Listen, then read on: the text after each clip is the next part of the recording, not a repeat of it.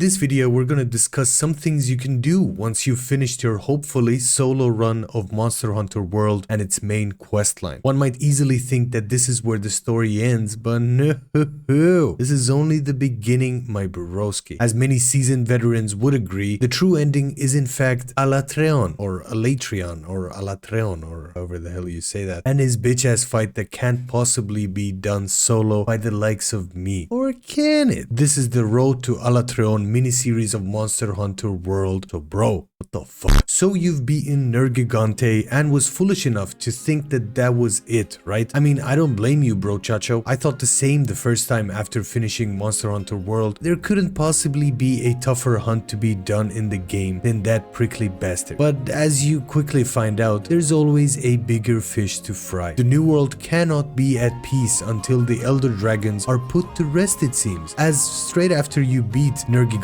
you're tasked with searching for clues on 3 other Elder Dragons, and soon enough you'll be met with a whole nother layer of difficulty in hunts. As Valhazak, Kushala, and Teostra step into the fray, you might quickly realize that the current gear doesn't really cut it anymore, as these big motherfuckers have a ton of health and hit you like a truck with their very varied moveset. This is a point in the game that I found to be the first real kind of grindy moment where, yes, I made the mistake of using the Defender kit early on in the game and kind of rushed my way through the game with that kit, and turns out it was a mistake, as many of you pointed out in the comment section. I was stuck having to fight the high rank monsters multiple times to be able to upgrade and update my gear towards a more dragon specific setup. Now, as raw damage goes, my longsword is by far the highest potential damage dealer in my arsenal of longswords, so that's pretty much the only piece of gear I stuck with, but everything else had to be binned. I had to go back and grind for new gear. I also got balls deep into more of the crafting aspect of the game that I didn't really get into up until now. Now, Monster Hunter World, for those that don't know, has this very nice and easy to use crafting mechanic that allows you to make things like all sorts of potions and traps, but one thing I really started to get into were the buffs.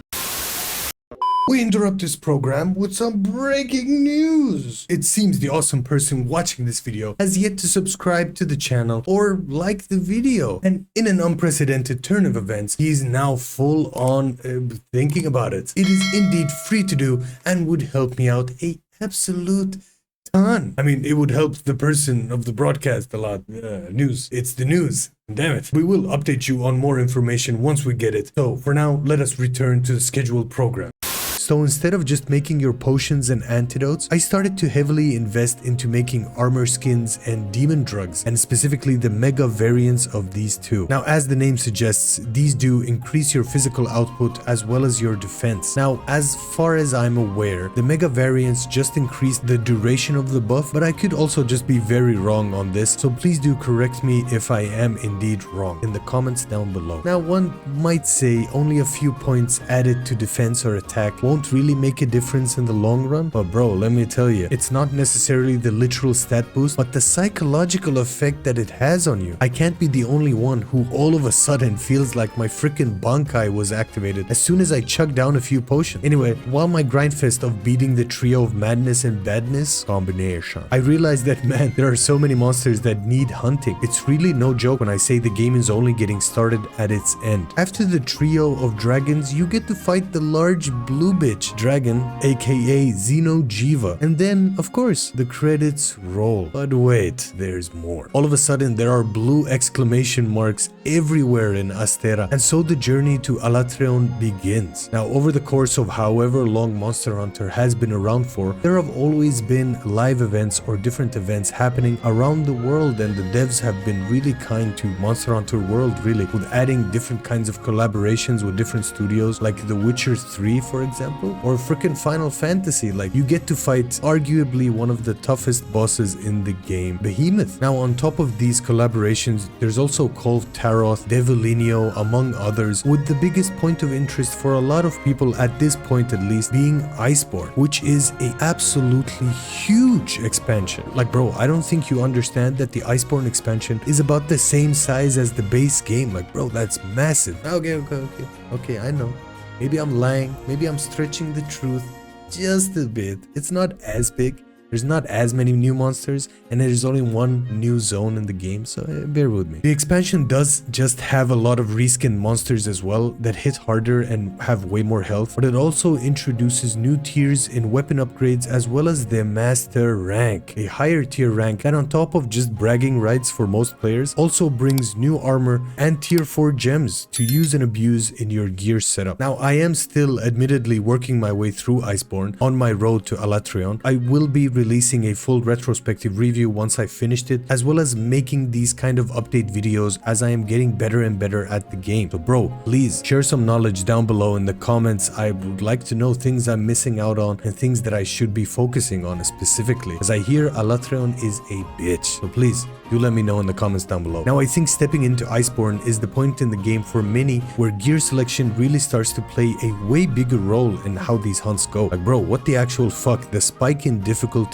is crazy. Fighting these master rank 1 monsters, Beotodus or Beotodus and Banbaro, you realize holy shit, I can't just be swinging around hoping to beat the monster in a straight up slugfest. Now admittedly this is definitely not as grindy a point in the game as with the elder dragons I mentioned earlier, but man, it does require a lot more focus to overcome these challenges. Like Viper Toby Kadachi, bro, I walked into that fight like haha, you're just a tan version of that blue guy that I beat earlier with the easiest of fights that I can remember. But then I just found out that he is him, literally. Like holy shit, he beat me up like a rented mule. I got slapped so bad I had to hop onto different forums and shit just to try and get an edge on the monster, more so than any previous monster up until now at least. Like no joke, I got beat so bad that afterwards I changed back to my original main weapon, which was the charge blade. Like bro, talk about running back tail in between my legs. But one thing I was very proud of was not using the SOS flare to call for help even once. I was down bad, but I wasn't down that bad, bro. But anyway, my point is that this is finally the point in the game, at least where I really had to start calculating hits, focus on my positioning, as well as just time my dodges better to use any and all ways to get the upper hand in the hunts. I think as with most other players as well, everyone has that moment in the game at some point or other, because you know, you never feel like world was unfair in its difficulty. It's just trying to teach you a lesson. I think Souls-like games can somewhat be compared to Monster Hunter in the way that the boss battles work in those games as well. I mean, some games, and by some I mean specifically Lords of the Fallen in this example, you sometimes die to the literal fact that the game tries its best to just be plain unfair in either having too many enemies jump you simultaneously or just having a boss execute a near impossible attack for you to dodge, and of course the attack kills you instantly. Now Souls-like games in general walk this very fine line between optimal difficulty and being just shit to play, and thankfully, even though difficult, Monster Hunter falls into the first of the aforementioned ways or categories, maybe? Even with that bitch Viper Toby, I felt like I was at fault because my positioning was off, or I was just too eager to get some attacks in, because of course that's what you do when you use the longsword. The weapon is really designed to have you constantly be all up in the face of monsters. That's why I love it. Like I mentioned earlier, I used to be a charge blade main, and that made me think yet again of the awesomeness and variety in this game has, bro. Changing weapons changes almost everything about the combat. I mean, duh, of course. Ranged weapons and melee weapons, they just function differently altogether, but that's not what I mean. As with the longsword and charge blade, the first is designed to always be in the face of monsters, like I said, or tails, of course, to cut them off, obviously. Whereas the latter, the charge blade, is designed to chip away at the monster before unleashing a heavy-hitting ultimate attack that feels so freaking satisfying to pull off even after so many years. Now, whatever your choice of weapon may be or has changed to, I found one thing to be maybe on the repetitive side of things when entering master rank missions. Now, it's no big surprise that the game is pretty much all about repetition, but I found it to be a bit on the annoying side, to be honest, to have 3 new monsters to hunt at the start of the expansion, to then just travel back to Astera and go back to just reskin versions of older monsters. Yes, I get that they may have new attacks and have different elemental affinities, which is cool in their own right, but to have to do this as part of the expansion story was maybe a bit on the frustrating side, bro. Like, I don't know, maybe it's just me. If they would have made them as just side missions, like in the base game, then I'm all for it. This specifically just kind of felt like I was being gated in terms terms of progression in the game. And that's pretty much where I'm at right now. Like, I feel the entry to master rank is probably one of the bigger hurdles one has to go through in this game, because the fact that you have to update literally every piece of gear you have. High rank shit is just not gonna cut it anymore, and I found that out extremely fast. Normally, up until master rank missions, it's been about fighting some monsters once and just grinding gear on the bigger ones because they're simply just better in terms of gear stats and perks that I personally use in any specific build. Now, I've fought phallic monster Giratodus and Big Broski Banbaro like 5 freaking times each, and it's doing my head in, honestly. All for that freaking iced longsword, bro.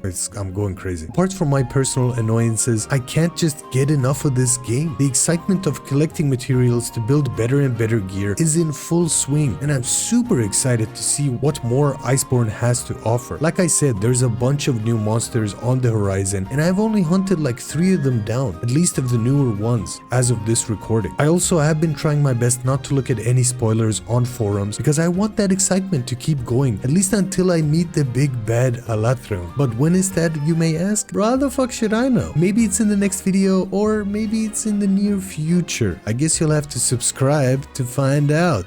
Ching. Anyway, that wraps it up for me for this video yet again. Hope you did enjoy it. If you did, be sure to click that like button down below and comment, of course. Give me some tips and tricks on how to best tackle Iceborne monsters before the big bad Alatreon hits, and I might have to uninstall the game a few times to beat him. But yeah, anyway, I'm destined to do so, I think. I hope. Anyway, I hope you guys have a great day wherever you're from, whichever time of day you watch this at. I've been your boy, and I'll catch you in the next upload. Hasta pronto.